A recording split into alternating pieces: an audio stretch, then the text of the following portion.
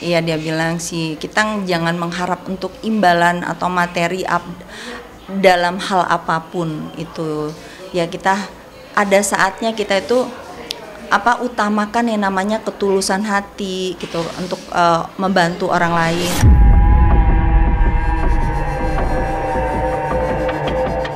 Oh iya. Satu yang kami sesalkan ya waktu pas sebelum Ko Alpin meninggal, terus waktu dia pengobatan ke luar negeri, ke China, itu Ko Alpin berpesan untuk segera melakukan pengobatan ke Singapura gitu kan kemarin.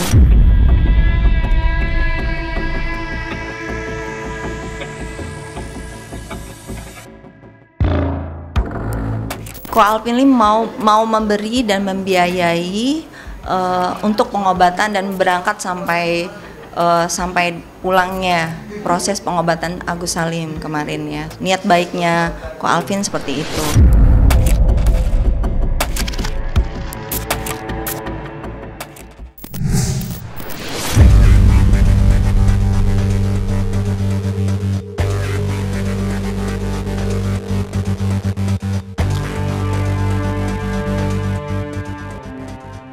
Air mata duka dan kesedihan hebat nampaknya masih sulit untuk dihapuskan oleh keluarga serta kerabat dekat atas kepergian advokat Alvin Lim.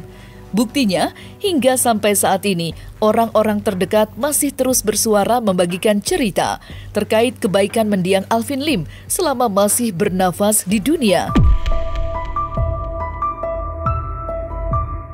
Mulai dari istri dan buah hati tercinta, sampai rekan seperjuangannya dalam menangani kasus Agus.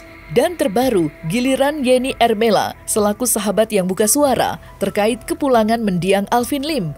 Ketika ditemui oleh tim Cumi-Cumi, ia pun mengakui jika kenyataan ini masih sulit diterima.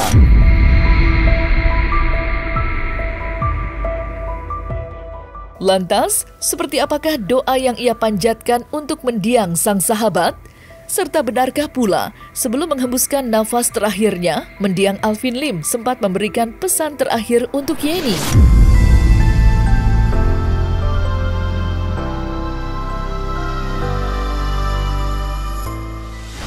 Iya, dia bilang sih kita jangan mengharap untuk imbalan atau materi dalam hal apapun itu.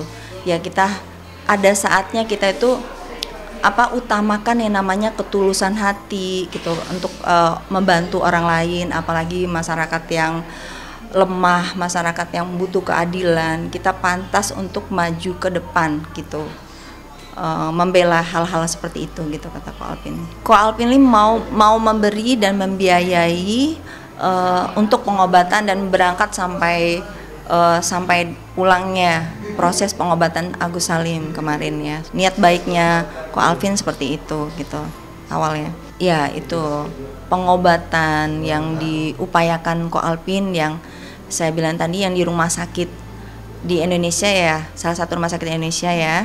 Kemarin yang kita lihat di daerah PIK ya, di rumah sakit ada itu kan Suci ya. Nah itu sudah melakukan pengobatan berkali-kali di situ, tapi ternyata di situ memang tidak bisa tindak lanjut yang lebih operasi besar, misalnya penggantian bola mata, di situ sih kendalanya. Terus untuk memberikan hari-hari kebutuhan si Agus juga kemarin juga sempat Ko Alpin bantu juga gitu kan, jadi udah banyak banget kebantu. Ya saya pribadi mendoakan semoga mendiang tenang di sana di surga, semoga segala perbuatan baiknya mendapat imbalan juga dari Tuhan Yang Maha Esa, dan keluarga yang ditinggalkan diberi keikhlasan. Dan satu lagi, semoga banyak pengacara-pengacara di Indonesia ini yang berani juga seperti Ko Alpin, berani dalam kata, berani menentang namanya ketidakadilan di masyarakat.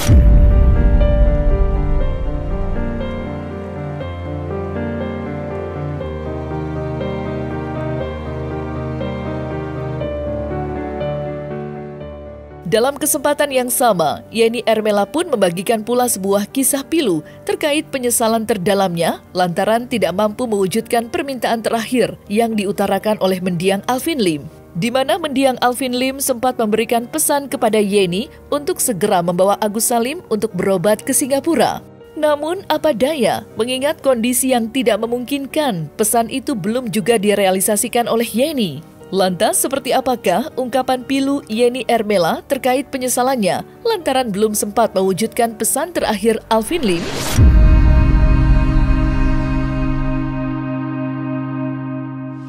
Satu yang kami sesalkan, ya waktu pas sebelum Ko Alpin meninggal, terus waktu dia pengobatan ke luar negeri, ke China, itu Kak Alpin berpesan untuk segera melakukan pengobatan ke Singapura gitu kan kemarin. Tapi waktu bulan Desember awal itu kita diminta untuk mengantar Agus Salim ke sana, tapi ternyata kami belum ada yang bisa mengantar ke sana. Saya juga diminta dengan tim si Farhad Abbas ya untuk mengantar Agus dan keluarganya untuk melakukan pengobatan di Singapura, tapi saya bilang berhubung saya masih ada kontrak kerja juga, lagi syuting job belum selesai, saya bilang saya belum bisa antar, dan saya rasa kurang tepat gitu kalau misalnya saya yang mengantar gitu. Mungkin lebih banyak lagi dari tim-tim yang lebih tepat gitu saya pikir. Tapi saya sangat menyesal sih karena niat baiknya Ko Alpin untuk mengobati Agus Salim ke sana belum tersampaikan. Ya itu saya penyesalannya dari situ ya.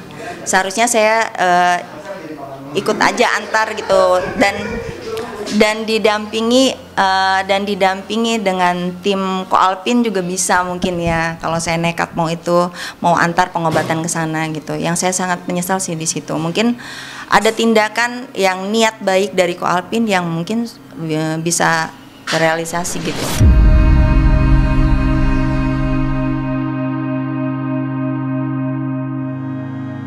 Berbicara soal keterlibatan dalam pengobatan Agus Salim, tak dapat dipungkiri jika mendiang Alvin Lim sudah begitu habis-habisan membantu. Selain rencananya untuk membawa Agus Salim berobat ke Singapura, mendiang Alvin Lim sejatinya ikut serta pula dalam pendanaan serta memfasilitasi pengobatan sang klien di tanah air. Hal itu pun ia lakukan lantaran uang donasi yang telah terkumpul harus dikembalikan ke rekening yayasan. Dan tidak berhenti sampai di situ saja, mendiang Alvin Lim bahkan seringkali ikut memberikan bantuan finansial kepada Agus untuk biaya kehidupan sehari-hari. Lantas, seperti apa tanggapan sahabat terkait keterlibatan luar biasa Alvin Lim dalam menjamin yang terbaik untuk Agus Salim sang klien?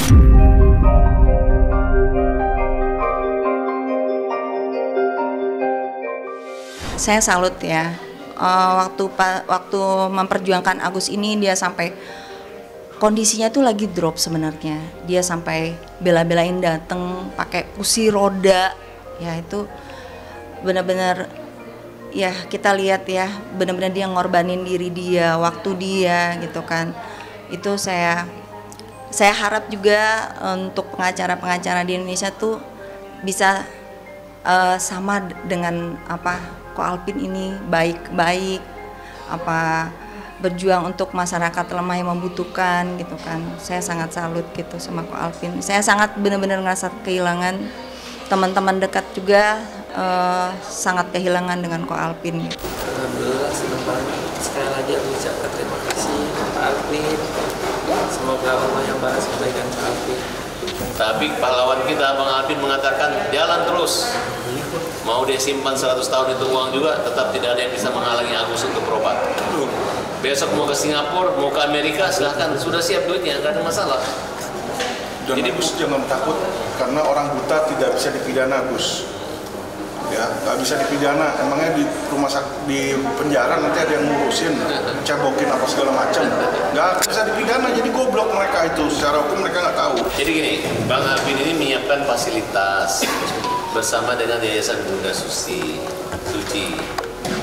Nah, jadi di sini memang ada beberapa dokter yang belum ada di rumah sakit ini. Tapi bukan hanya masalah dia meyakinkan bahwa rumah sakit ini bisa membuat Agus sempurna operasi. Karena di sini hanya ada dokter retinanya, tapi yang korneanya nggak ada. Nah, setelah dibaca hasil dari kemarin, ya disarankan untuk melaksanakan operasi itu. Nah, kalau Agus mau ke Singapura, biaya ditanggulangi sama Bang Alvin, nggak ada masalah. Agus juga ada biaya, Bang Alvin ada biaya, Krisnamurti juga ada biaya, semua ada biaya. Jadi kita ini Bang Alvin nggak kesulitan uang, hanya kita dipersulit, uang udah diambil, digugat, dilaporin pidana. Nggak nyangka, belum selesai perjuangan Ko Alvin, ternyata rencana Tuhan lain gitu kan. Jadi saya berharap juga di kasusnya Agus Salim ini segera tidak menyakiti satu sama lain, cepat selesai di kasus ini. Dan satu lagi, jangan saling menghujat gitu kan, apalagi seperti Ko Alvin kemarin, keluarganya juga sempat dihujat juga, anaknya, istrinya gitu kan. Saya harap sih masyarakat bisa ambil positifnya dari kasus ini. Kita berharap jangan diperpanjang lagi.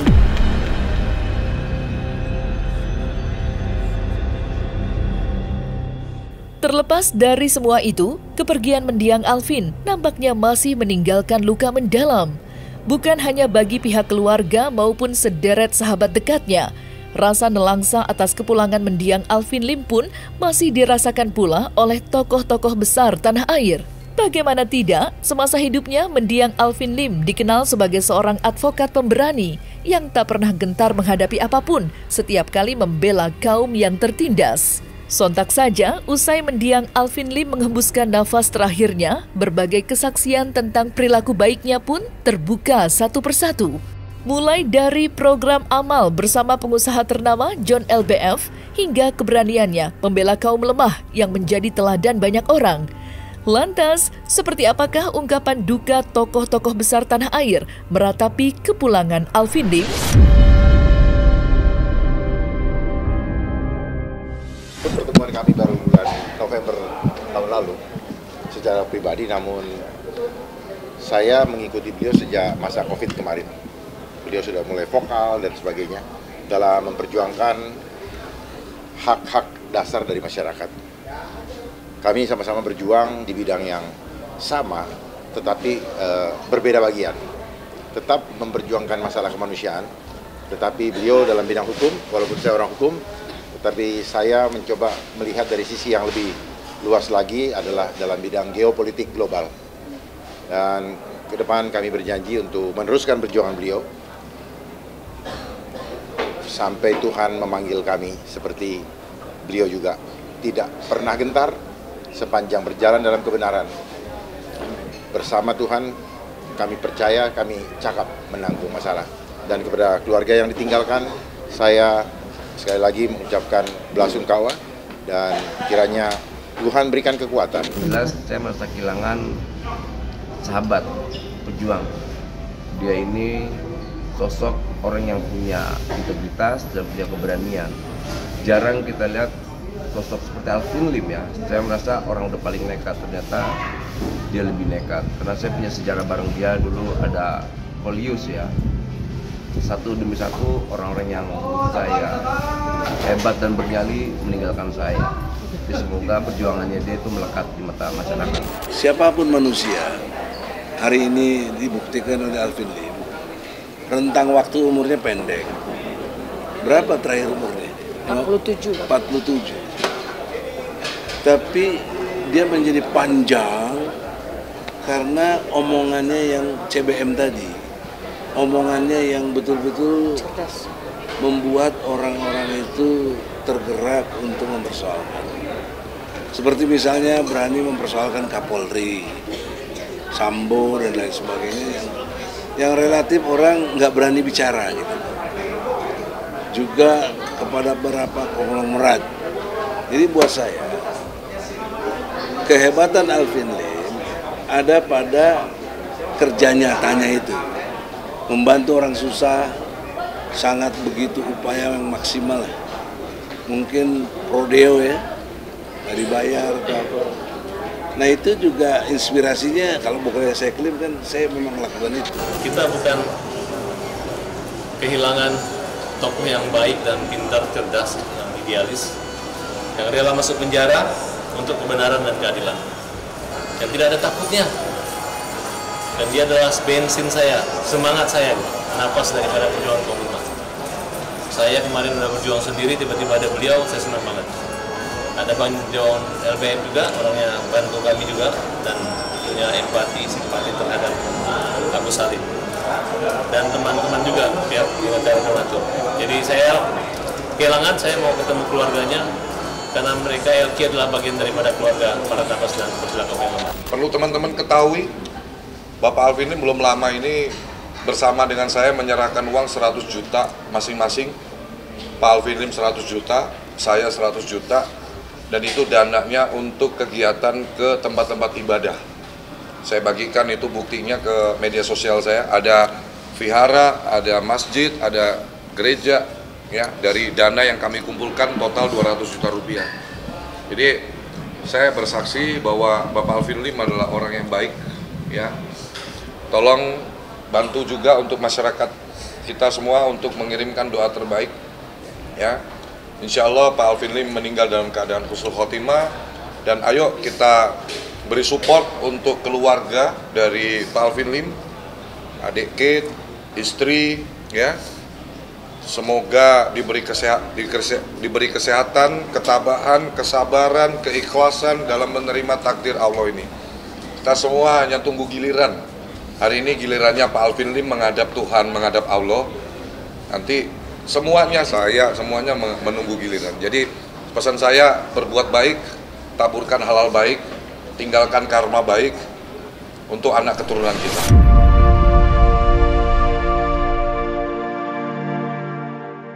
Nah, selesai sudah Cumi Lovers. Saksikan terus Cumi Camp In Depth, kabar lengkap, mendalam, dan akurat dari narasumber terpercaya. Dan jangan lupa untuk like, subscribe, dan juga share channel YouTube Cumi Cumi.